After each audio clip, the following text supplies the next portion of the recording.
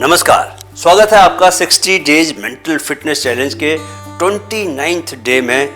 इसका मतलब यह है दोस्तों कि आपने न सिर्फ अपने माइंड को समझना शुरू किया है बल्कि अपने दिल की गहराई से जुड़ने की यात्रा भी शुरू कर दी है।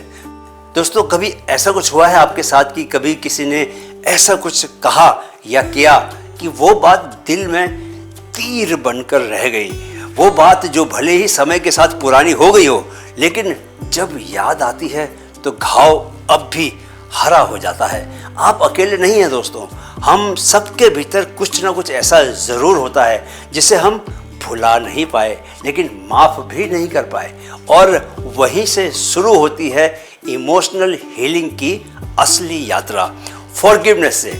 आज का दोस्तों विषय है फॉरगिवनेस यानी माफ़ करना। एक ऐसा भाव जो देखने में सरल है लेकिन निभाने में शायद सबसे कठिन। ये बात आप जानते हैं। किसी ने कहा है, to forgive is to set a prisoner free and discover that the prisoner was you. जब हम माफ़ करते हैं दोस्तों तो हम किसी और पर नहीं, खुद पर ही कृपा करते हैं। हम अपने मन को उस बोझ से मुक्त करते हैं जो सालों से हमारे अंदर हमें अंदर खा रहा होता है। दोस्तों, आगे बढ़ने से पहले मैं आपका माइंड कोच कैप्टन सुंदर चंद ठाकुर आपसे एक निवेदन करता हूं कि कृपया हमारे दूसरे चैनल माइंड फिट ग्रोथ को भी सब्सक्राइब कर लें, क्योंकि वहाँ भी आजकल हम 60 डेज का ही एक कोर्स चला रहे हैं NLP पर, न्यूरो लिंग्विस्टिक प्रोग्रामिंग पर, जो आपके लिए बहुत ज़रूरी है। ये दोनों कोर्स करने के बाद आप खुद के नए और पावरफुल वर्जन को लॉन्च करने में सक्षम रहेंगे, यह मैं दावे के साथ कह सकता हूँ। तो चलिए दोस्तों, टॉपिक पर आते हैं। आज के टॉपिक पर क्या टॉपिक है आज का? What is forgiveness. दोस्तों, फॉरगिवनेस का मतलब ये नहीं कि हम जो हुआ उसे ठीक मानते हैं, कदापि नहीं। फॉरगिवनेस का अर्थ है उस दर्द को पकड़े नहीं रहना जिससे आप खुद ही घुट रहे हैं। फॉरगिवनेस यानी letting go of poison you never deserve to carry. माफ करने का मतलब है दोस्तों खुद को आजाद करना, अपने दिल को हल्का करना और उस शक्ति को फिर से पाना जो ग्रीवांस ने छीन ली थी। राइट? अब सवाल उठता है कि why is forgiveness important for mental fitness? Yes, सबसे बड़ा सवाल यह है दोस्तों। स्टडीज दिखाती हैं कि जो लोग माफ़ करते हैं उनमें डिप्रेशन, एंजाइटी और स्ट्रेस के लेवल्स बहुत कम हो जाते हैं। ड्यूक यूनिवर्सिटी की रिसर्च कहती है फॉरगिवनेस से बीपी, ब्लड प्रेशर और हार्ट हेल्थ भी बेहतर होती है। न्यूरोसाइंस के मुताबिक जब हम माफ़ करते हैं तो ब्रेन के अंदर एम्पैथी और सेल्फ कंट्रोल से जुड़े न्यूरल सर्किट्स एक्टिवेट हो जाते हैं जो हमें साइकोलॉजिकली स्ट्रॉन्ग, मजबूत बनाते हैं। दोस्तों, याद रखें कि forgiveness is not a favour to others, it is a healing to yourself. Right? चलिए अब आते हैं हम मुख्य हिस्से पर फॉरगिवनेस के। क्या? 5 deep emotional layers of forgiveness. पहली लेयर, माफ करना भूलना नहीं है। दोस्तों, फॉरगिवनेस का सबसे बड़ा भ्रम यह होता है कि अगर आपने किसी को माफ़ कर दिया तो आपको उस दर्दनाक अनुभव को भूल भी जाना चाहिए, लेकिन वास्तव में कुछ घाव कभी नहीं मिटते, वो हमें गहराई से कुछ सिखाते हैं। फॉरगिवनेस का मतलब है आप उस घटना को याद कर सकते हैं लेकिन अब वह आपको इमोशनल चोट नहीं पहुंचाती। इस पर गौर कीजिए। एक महिला जो अपने बचपन के साथ हुए अन्याय को भुला नहीं पाई थी, लेकिन उसने खुद से कहा, क्या कहा? मैं अब अपने बीते कल को अपने आज का जहर नहीं बनने दूंगी। उसने उस अनुभव को अपनी ताकत बना दिया। राइट? दूसरी लेयर, फॉरगिवनेस सेल्फ रिस्पेक्ट का हिस्सा है। बहुत से लोग सोचते हैं कि माफ़ करना अपनी आत्मा को झुकाना है, लेकिन असल में यह आत्मसम्मान की सबसे बड़ी निशानी है।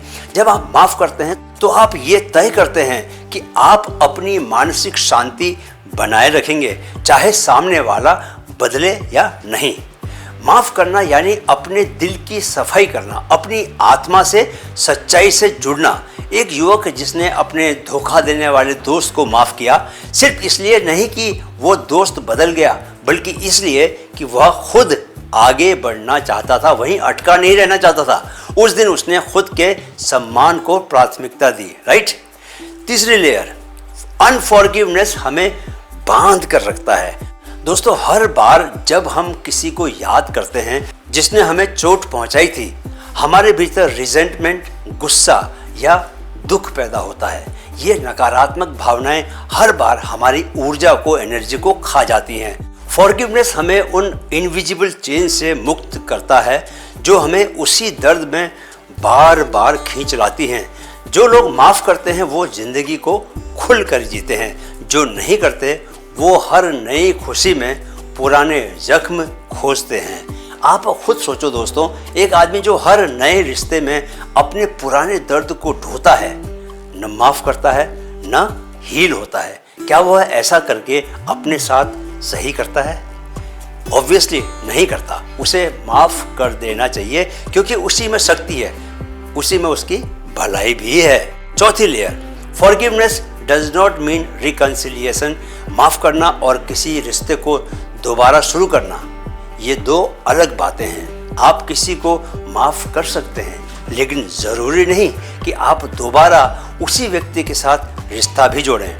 फॉरगिवनेस का अर्थ है कि आप अपने मन से उसका कंट्रोल हटा रहे हैं और खुद को मानसिक गुलामी से आज़ाद कर रहे हैं। आप खुद से कहते हैं, मैं तुम्हें माफ़ करता हूँ ताकि मैं चैन से जी सकूं।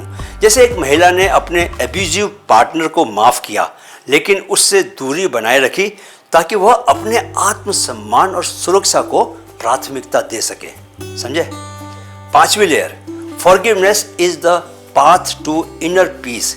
दोस्तों, असली शांति बाहर से नहीं आती, वो हमारे अंदर तब आती है जब हम अपने भीतर के घावों को स्वीकार करके उन्हें हीलिंग का रास्ता देते हैं। फॉरगिवनेस उसी हीलिंग का पहला कदम है। जब हम माफ़ करते हैं तो हम उस बैगेज को उतार देते हैं जो सालों से हमें थकाता रहा था।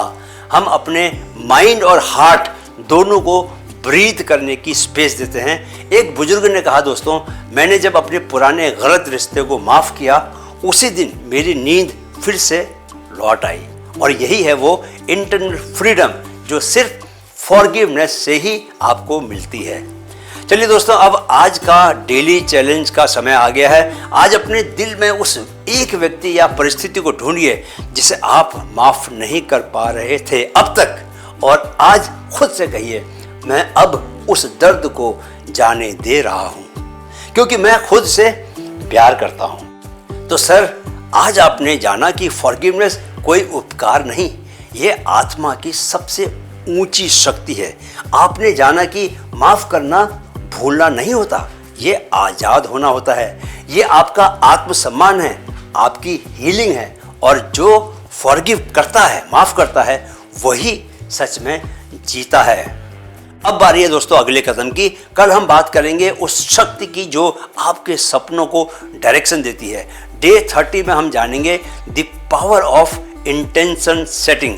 जब इरादा साफ होता है तो रास्ते खुद बनने लगते हैं, और जब मन केंद्रित होता है तो ब्रह्मांड आपका रास्ता खोल देता है। तब तक याद रखिए, जिसने माफ़ करना सीख लिया उसने सचमुच जीवन जीना सीख लिया। वीडियो देखने के लिए बहुत बहुत आभार। मेरे साथ दोहराएं, मन में है तो मुमकिन है, मन में है तो मुमकिन है।